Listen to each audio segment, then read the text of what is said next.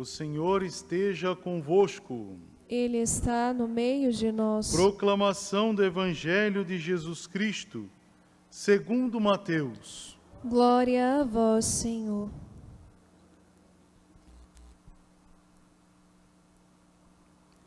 Naquele tempo, Jesus viu um homem chamado Mateus, sentado na coletoria de impostos, e disse-lhe: Segue-me.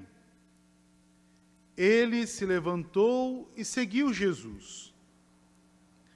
Enquanto Jesus estava à mesa em casa de Mateus, vieram muitos cobradores de impostos e pecadores, e sentaram-se à mesa com Jesus e seus discípulos. Alguns fariseus viram isso e perguntaram aos discípulos: Por que vosso mestre come com os cobradores de impostos e pecadores? Jesus ouviu a pergunta e respondeu: Aqueles que têm saúde não precisam de médico, mas sim os doentes. Aprendei, pois, o que significa: quero misericórdia e não sacrifício. De fato, eu não vim para chamar os justos, mas os pecadores. Palavra da salvação. Glória a vós, Senhor. Que a palavra do Santo Evangelho perdoe os nossos pecados. Amém. Amém. Podemos sentar. Queridos irmãos e irmãs, nós nos unimos em Eucaristia a rezar esta palavra hoje, na primeira sexta-feira do mês, onde temos a alegria de poder nos unir a esse mistério tão bonito da nossa igreja, esta ação legionária tão grande que é o apostolado da oração e, acima de tudo, rezar o Sagrado Coração de Jesus. Esse coração que é capaz de transcender tudo aquilo que a gente não consegue compreender com nossos olhos, com o nosso entendimento, né, com toda a nossa existência. Vai além. Né? Se pegarmos hoje, por exemplo, né, de modo particular, vamos nos deter um pouquinho sobre a leitura do Evangelho. Veja que interessante o fato, hoje, rezando o Sagrado Coração, a gente reza essa promessa tão bonita de Deus, que é a vocação, o chamado. Deus que chama os seus para se colocar a serviço. E aqui nós temos, quase como para dizer, um testemunho vocacional. Mateus escreve para a gente, né, como que ele foi chamado e como que se deu essa realidade, né, esse contexto. Veja que interessante. Primeiro fato, Jesus nos chama, nos ama, não por aquilo que sabemos fazer, não por aquilo que temos, ou por aquilo que adquirimos no contexto da vida. Ele nos chama porque somos pessoa. Então ele chama o coração. Ele chama a pessoa. Ele encontrou um homem e dá um nome, Mateus. Todos os chamavam de cobrador de impostos. Todos davam para ele vários outros títulos e nomes. Jesus chamou pelo nome, Mateus. É importante o nome. É importante essa expressão que Jesus faz, porque Jesus vai direto à pessoa. Não importa se a pessoa é A, B, C, não importa se a pessoa tem esse ou aquele poder, é esse ou aquele bem, está nessa ou naquela classe. Jesus chama pelo nome. A única coisa que nós temos, o nome. Mas não o sobrenome, né? Como muitas das vezes a gente fica mais preocupado, né? Eu lembro, é muito interessante isso, as pessoas chegam e falam: qual é o teu sobrenome? Né? De que família você vem? Jesus não estava pouco se importando com a família de Mateus, se a família era rica, pobre, se tinha bens ou não, se Mateus era... Não, ele estava interessado em chamar a pessoa, Mateus. Assim Deus também faz comigo e com você. Deus te chama pelo teu nome, tu és dele. Porque o teu nome estava gravado na palma da mão de Deus. Essa é a primeira realidade. Depois, nesta dinâmica, Jesus olhando para Mateus, ele olha, ele viu Mateus. Então já vem a segunda parte desse chamado, que é esse contemplar pelo olhar. O Sagrado Coração também nos dá a alegria. Para enxergar o coração de Deus, nós temos que saber e se deixar contemplar pelo olhar do Cristo. Então é um olhar que cativa, um olhar que penetra o coração. Esse é o olhar do chamado. Deus chama Mateus, né? E olhando para essa realidade, coloca um imperativo: segue-me. Será que se Deus olhar também ao nosso coração, a gente vai seguir o Senhor? Ou será que nós vamos colocar as nossas realidades, as nossas vontades, as nossas questões que achamos importantes para poder seguir o Senhor? Para seguir o Senhor, nós temos que se despojar de tudo, gente. Se despojar de toda a nossa realidade, de todos os nossos caprichos e os nossos conceitos.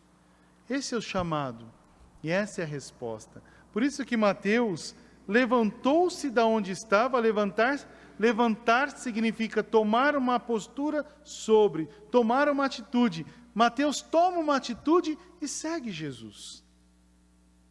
Essa é a resposta de Mateus para Jesus. É esse levantar-se, é esse não olhar para trás, é esse não ficar preocupado se sabe ou se não sabe, né, para poder seguir Jesus.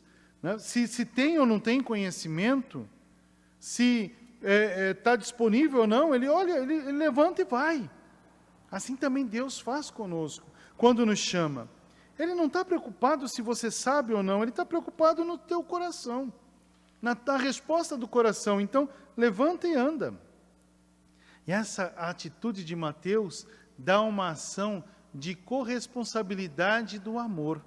Então, a gente pode definir vocação como sendo um chamado ao amor. E como que a gente vai definir esse amor? Né? Olhando para Jesus, a gente define o amor como sendo unitivo. Traz unidade. É o amor e o amado. Né? Aquele que é o amor e o amado. Por isso que Jesus Cristo, o texto, Mateus já vai fazer questão de colocá-lo dentro de casa. Porque quando se ama, a gente quer dentro da tenda, dentro da casa, dentro do coração.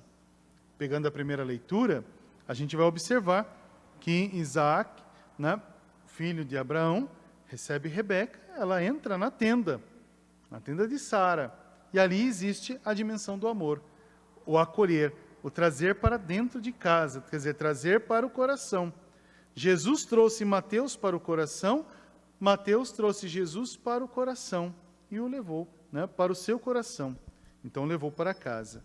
Agora veja que interessante, quando a gente vive essa dimensão do chamado de Deus, quando a gente vive esse amor de Deus, essa certeza de unidade, a gente não quer só para a gente abarca outras pessoas para esse mistério. Agora, quem chega para essa comunhão? Né? Essa é a parte importante. Quem vai sentar à mesa? Quem senta à mesa são os pecadores, os cobradores de impostos, né? São os impuros da época. Por que são os impuros da época? Porque, na verdade, são aqueles que eram amigos de Mateus, o convívio de Mateus. Então, Mateus, ele chama a sua realidade, e a sua realidade vem para a alegria de seu Senhor. Né? E ali acontece essa dinâmica de comunhão, esse amor unitivo. Deus que se faz amar. Então, olha que maravilha.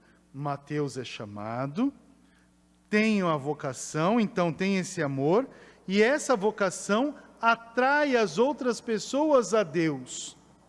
Por isso que eles vão. Agora, vocês repararam também que tem os cobradores de impostos, o que eles estão cheirando ali, né? Porque se era só pecadores, os cobradores de impostos, né? E por que os fariseus vão estar ali pertinho? O que eles vão fazer ali? Será que eles estão na janela a olhar o que está acontecendo dentro da casa? E olhando, sentem uma dimensão de inveja, né? E essa inveja provoca um desamor. E o desamor se faz separar, quer julgar. O desamor julga, o amor constrói. Olha que ação importante. O desamor julga. Por que ele senta com os cobradores de impostos, com os pecadores? Eles não deveriam de estar felizes que Jesus está evangelizando, trazendo para o centro essas realidades, esta ação? Por isso que Jesus fala, né? Jesus aqui dá uma resposta a dois grupos, ao grupo dos fariseus e ao grupo dos cobradores de impostos e pecadores. E duas realidades que não desfazem a existência de Deus. Primeiro, ele diz aos fariseus: vocês estão certos. Né? Eu não vim para os que estão com saúde, vocês já sabem tudo. Eu não vim para vocês, eu vim para os pecadores, para os doentes. O médico vem para os doentes. Agora imagina Mateus recebendo na casa dele, na mesa dele, essa resposta. Então quer dizer que eu sou o doente, que eu sou o pecador, né? E primeiro momento, a gente olhando para isso, parece que dá um certo constrangimento, mas não. Mateus já tinha sentido o amor, e o amor já tinha contagiado a casa, e já estavam em comunhão, em mesa, né? Já estavam em comunhão. Então Mateus acolhe essa realidade como sendo verdadeiramente aquele necessitado do amor para poder amar. Assim Deus faz com a gente. Qual é a nossa vocação? Qual seria o sentido pleno de nossa vocação de batizados que somos? A nossa vocação consiste em amar e fazer amar. Amar a Deus e fazer amar a Deus no próximo. Ser Jesus para o outro e trazer o outro a Deus. Esse é o sentido vocacional de Mateus. Esse é o sentido vocacional da igreja. Então Deus hoje nos convida, nessa dinâmica do verdadeiro amor, a entender que o chamado não sou eu que vou atrás de Deus, ou eu que quero, né, porque acho bonito, acho importante, acho louvável. Não, a vocação não é assim. Existe uma grande dicotomia aqui entre vocação e obsessão. Porque eu posso ser obcecado por uma realidade, posso achá-la importante, achar bonito, ou um posto, e não é vocação. Vocação é quando eu deixo tudo para amar mais. E, acima de tudo, deixar Deus amar em mim. Esse é o sinal bonito, ao sentido pleno da vocação. Quando eu entendo que não é eu que escolho somente a Deus, mas é um escolher de Deus a mim. Deus olhou aos meus olhos e me chamou pelo nome e disse: segue-me. Que Deus também possa olhar para os teus olhos, se enamorar de ti. Então, o olhar apaixonado de Deus possa contemplar os teus olhos, o teu coração, te chamar pelo nome e te dizer: segue-me. E a gente prontamente vai assumir a nossa vocação diante da realidade e da vontade de Deus em nós. Louvado seja o nosso Senhor Jesus Cristo. Para sempre seja louvado. Meus queridos irmãos e irmãs, vivendo o Sagrado Coração de Jesus, vamos nos colocar verdadeiramente nesta disponibilidade de amor, para que Deus possa realizar esta ação unitiva em nossas vidas.